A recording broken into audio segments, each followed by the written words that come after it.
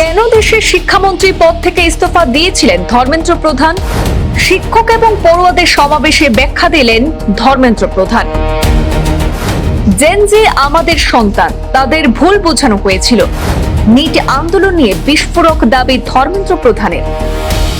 দিল্লির যন্তর মন্তরে ছাত্র বিক্ষোভ এবং নিট পরীক্ষার প্রশ্নপত্র ফাঁসের অভিযোগকে ঘিরে তীব্র বিতর্কের মধ্যে কেন্দ্রীয় শিক্ষামন্ত্রী পদ থেকে সরে দাঁড়িয়েছিলেন ধর্মেন্দ্র প্রধান। পদত্যাগের প্রায় 2 সপ্তাহ পর এবার সেই সিদ্ধান্তের কারণ নিয়ে প্রকাশ্যে মুখ খুললেন তিনি। ভুবনেশ্বরের জিএম বিশ্ববিদ্যালয়ের শিক্ষার্থী এবং শিক্ষকদের সামনে বক্তব্য রাখার সময় ধর্মেন্দ্র প্রধান দাবি করেছেন, নিট প্রশ্নপত্র ফাঁস নিয়ে আন্দোলনের সময় জেনজি বা বর্তমান প্রজন্মের তরুণদের বিভ্রান্ত করার চেষ্টা করা হয়েছিল। আর সেই পরিস্থিতিতেই তিনি নিজের দায়িত্ব নিয়ে সিদ্ধান্ত নেওয়ার প্রয়োজন অনুভব করেছিলেন বলে জানান প্রাক্তন শিক্ষামন্ত্রী। ধর্মেন্দ্র প্রধানের কথায়, জেনজি আমাদেরই সন্তান, কিছু মানুষ তাদের বিভ্রান্ত করার চেষ্টা করেছিল। তার বক্তব্য, এই প্রজন্মের তরুণদের সামনে রয়েছে বিশাল স্বপ্ন এবং আকাঙ্ক্ষা। তারাই আগামী দিনে ভারতকে আরো এগিয়ে নিয়ে যাবে। এমনকি নিজের মন্ত্রিত্বের পদ নিয়েও তার কোনো ব্যক্তিগত মোহ ছিল না বলে দাবি করেন ধর্মেন্দ্র প্রধান। তিনি জানান, প্রধানমন্ত্রী নরেন্দ্র মোদীর সঙ্গে দেখা করে নিজেই কেন্দ্রীয় মন্ত্রিসভা থেকে পদত্যাগের প্রস্তাব দিয়েছিলেন। কিন্তু ধর্মেন্দ্র প্রধানের এই বক্তব্যের পরেই সামনে এসেছে আরো একটি রাজনৈতিক সংঘাত। ওড়িশায় গিয়ে এবার সরাসরি প্রাক্তন মুখ্যমন্ত্রী তথা বিজেপি সভাপতি নবীন পটনায়কের সমালোচনা করেন ধর্মেন্দ্র প্রধান। রায়রাখোলে একটি সভায় যাওয়ার সময় বিমানবন্দরের কাছে বিজেডির যুব ও ছাত্র সংগঠনের কর্মীদের বিক্ষোভ এবং গো ব্যাক স্লোগান নিয়েও মুখ খুলেন ধর্মেন্দ্র।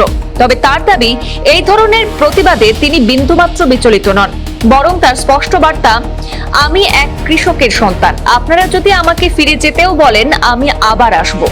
এর পাশাপাশি নবীন পটনায়কের বিরুদ্ধে আরো গুরুতর রাজনৈতিক অভিযোগ তোলেন ধর্মেন্দ্র প্রধান। তার দাবি, তাকে ঘিরে যে বিরোধিতা তৈরি হয়েছে তার পেছনে রাজনৈতিক উস্কানি রয়েছে। ধর্মেন্দ্র প্রশ্ন, আমি কি কখনো এমন কিছু করেছি যা ওড়িশার মানুষকে লজ্জায় ফেলতে পারে? এই প্রশ্নের জবাবে সভায় উপস্থিত জনতার কাছ থেকেও জোরালো প্রতিক্রিয়া আসে। তবে এখানেই শেষ নয়, ধর্মেন্দ্র প্রধানের এই বক্তব্যের তীব্র পাল্টা জবাব দিয়েছে বিজেডি। দলের নেতা রোহিত পূজারীর দাবি যে ছাত্র বিক্ষোভ সামলানোর সময় পুলিশের লাঠিচার্জ, কাঁদানে গ্যাস এবং দমন পীড়নের ঘটনায় ধর্মেন্দ্র প্রধানকে সমালোচনার মুখে ফেলেছিল। তার প্রশ্ন, ছাত্র আন্দোলন নিয়ে তৈরি হওয়া বিতর্কের দায় নবীন পটনায়কের উপর কেন চাপানো হচ্ছে? বিজেডির আরো অভিযোগ, নিট বিতর্ক এবং ছাত্রদের উপর তৈরি হওয়া চাপের জন্য কেন্দ্রের নীতিই দায়ী। দলটির দাবি, এই কারণেই ধর্মেন্দ্র প্রধান রাজনৈতিকভাবে সমালোচিত হয়েছেন।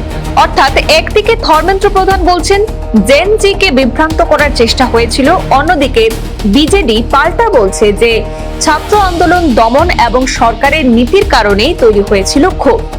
এর মধ্যেই পরিস্থিতি আর উত্তপ্ত হওয়ার আশঙ্কায় সম্বলপুরে সতর্কতামূলক ব্যবস্থা নিয়ে পুলিশ। খবর অনুযায়ী বিজেডির প্রায় 30 জন কর্মীকে আটক করা হয়। সব মিলিয়ে নিট প্রশ্নপত্র ফাঁসের বিতর্ক থেকে শুরু করে মন্ত্রিসভা থেকে পদত্যাগ, জেনজি প্রসঙ্গ আর এবার ওড়িশার রাজনীতিতে নবীন পটনায়ককে ঘিরে প্রকাশ্যে সংঘাত, ধর্মেন্দ্র প্রধানকে ঘিরে রাজনৈতিক উত্তাপ যে এখনো কমেনি, এই ঘটনাগুলি যেন তারই ইঙ্গিত দিচ্ছে। ব্যুরো রিপোর্ট, পূর্বাঞ্চল প্রতিদিন।